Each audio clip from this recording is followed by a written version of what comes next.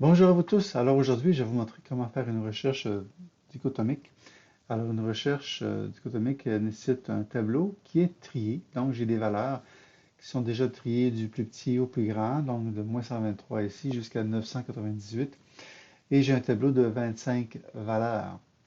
Alors la première chose qu'on doit faire lorsqu'on fait une recherche dichotomique, c'est d'aller chercher la valeur du milieu.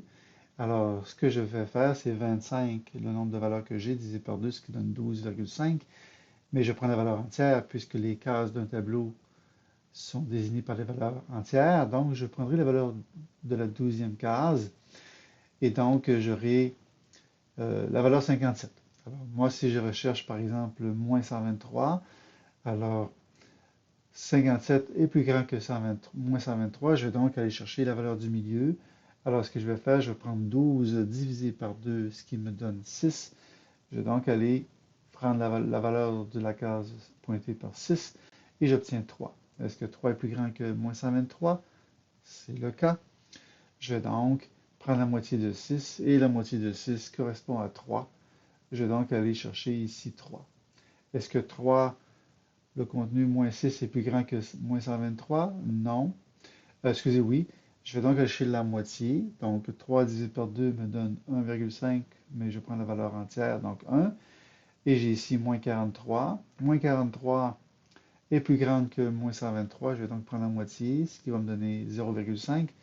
0,5 me correspond à 0. Et je vais retourner par la suite vérifier est-ce que moins 123 correspond à la valeur que je recherchais, c'est-à-dire moins 123.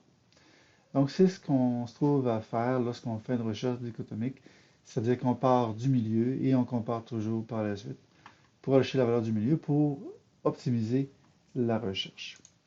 Alors ici, j'ai besoin d'un certain nombre de variables. J'ai la variable A qui est ma limite inférieure, le B qui est la limite supérieure, qui se trouve à n, le nombre de valeurs possibles au départ. Et M va représenter le milieu. Donc si jamais, bien sûr, je n'avais pas de valeur de mon tableau, donc si le tableau avait aucune valeur, donc je retournerais false. Mais sinon, ce que je vais faire en sorte que tant si longtemps que le B va être supérieur à la valeur de A plus 1, je vais procéder, c'est-à-dire que je vais dire que M correspond au milieu de A plus B, donc la moitié. Et comme son M est un entier, donc il va convertir automatiquement vers la valeur la plus petite.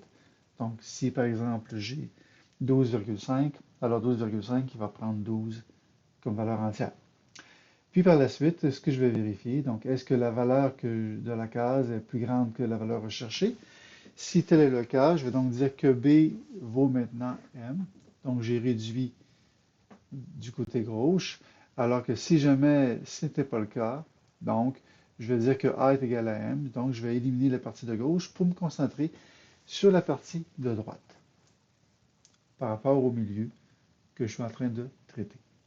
Et lorsque j'ai terminé de tout le processus, la dernière valeur que j'ai correspondra à celle de T entre crochet A. Et si jamais ça correspond à la valeur que je recherche, il va retourner true, il va retourner vrai. Sinon, il va retourner false. Alors ici, j'ai un certain nombre de valeurs. Supposons que je recherche la valeur 94. Donc à l'exécution, donc je demande quelle est la valeur. Donc je recherche 94. Et effectivement, il a été en mesure de trouver celle-ci. Si j'essaie de trouver 95, 95 n'étant pas dans la liste, alors bien sûr, il va m'indiquer qu'il n'a pas trouvé la valeur. Bien sûr, ce qui est intéressant dans cette recherche dichotomique, c'est bien sûr de vérifier les valeurs limites. Donc ici, par exemple, moins 123. Donc si j'essaie de trouver moins 123, alors il me dit qu'il l'a trouvé. Si j'essaie maintenant de rechercher moins 145, il va m'indiquer qu'il n'a pas trouvé. Même chose si j'essaie de trouver 998. Alors 998, il va indiquer qu'il l'a trouvé. Alors que si j'essaie de trouver une valeur qui est plus grande que 998, donc supposons 1002, il va m'indiquer qu'il n'a pas trouvé. Donc c'est la façon de procéder pour faire une recherche dichotomique.